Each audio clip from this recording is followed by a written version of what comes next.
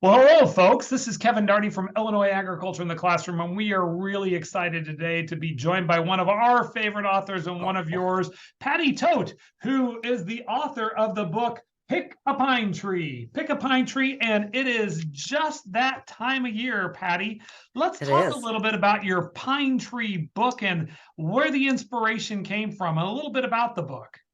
Sure. The inspiration basically came from mining my own memory that we always had a real pine tree in our family when we put it up. And I just went back and started thinking about all the things we did. We used to go out somewhere and cut it down. Sometimes we had to go to a tree lot if there wasn't a lot of availability of tree farms.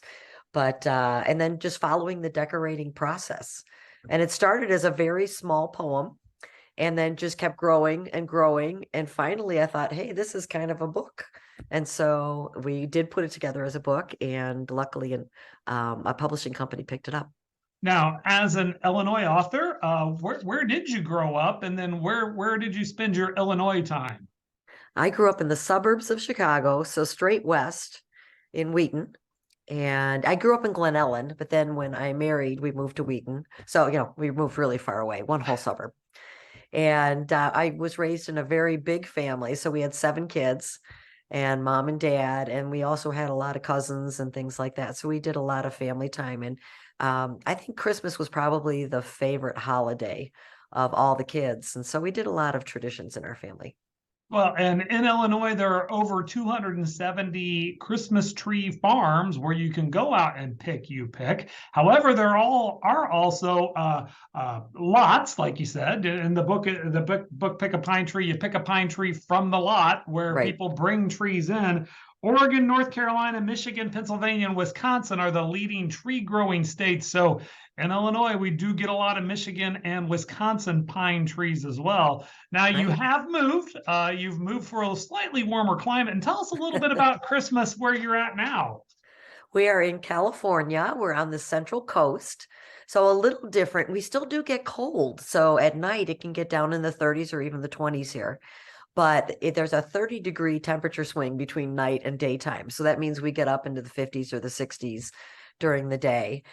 Rain instead of snow. But it's easy because California is just one of those places where you can go one direction and get to the ocean and the other direction and get to the snow. So we can get to snow if we want to. But the funny thing in picking a tree is that my favorite tree is a balsam, and they don't really have balsams here. So my son, he likes a noble fir, I think Mhm. is what it's called. And they're a little hard to find. I remember last year we had to go quite a few places to find a noble fir. So it's funny that you have a difference in the type of tree that you can put up when you're in a different area. Well, and you mentioned to me earlier that this is a new year for you because what kind of Christmas tree do you have now? We have an artificial tree. So this is the first year in, I want to say 32 years that we've had an artificial tree. The last time we had an artificial tree was when my oldest was a small boy and we lived in an apartment and they had rules that you could not bring in real trees. Oh, And so we had an artificial one there. But we live in a very tiny house. It's 720 square feet. And so we don't really have room for a bigger tree. And they don't really sell small real trees unless we got one to plant in the area. And we just decided this year we'd go ahead and go with an artificial tree, and it's up, it's over in the corner. there you There we go. go. That's That's my it. little writing corner. Well, speaking of writing, what are you working on, and can you tell us a little bit about especially one book that has a little agriculture connection that we're really excited about? What's coming up for you in the coming year? Yeah, 2023 is going to be really busy for me.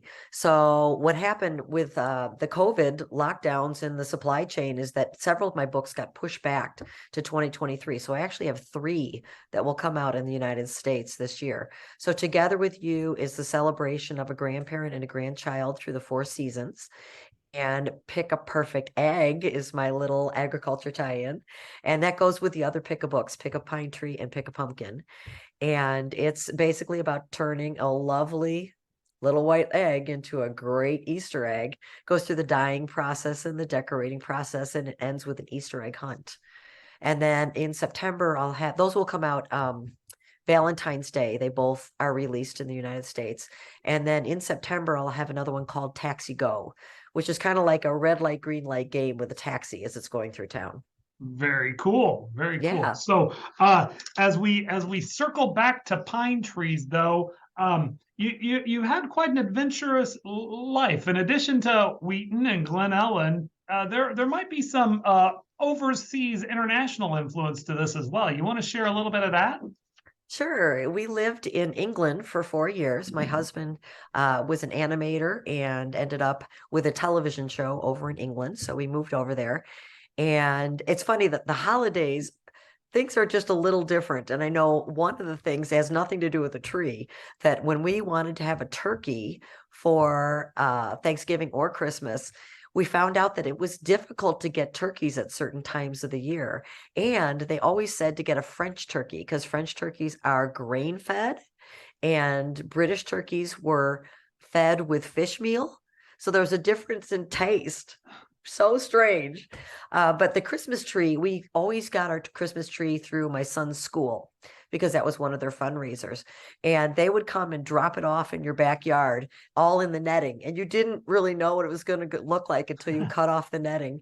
And the trees over there, as I said, it's different the different areas you are in with the trees. So the trees over there, they have branches that from the bottom that come up about 2/3 of the way up. And then there's kind of a bare space in the middle. And then there's another little pyramid of branches at the top. And so decorating it, we actually went out and bought some dangling ornaments to fill up that open space in the middle because it just looked kind of strange not having ornaments there because there weren't branches. Always something that you learn, no matter where you're Right. at. So, well, with that, folks, as something that you guys can learn, again, to go along with Pick a Pine Tree by our by Patty Toht, we really enjoy that. But we've got new information on Christmas trees and a whole segment of evergreens and Christmas-related activities for you in your classroom.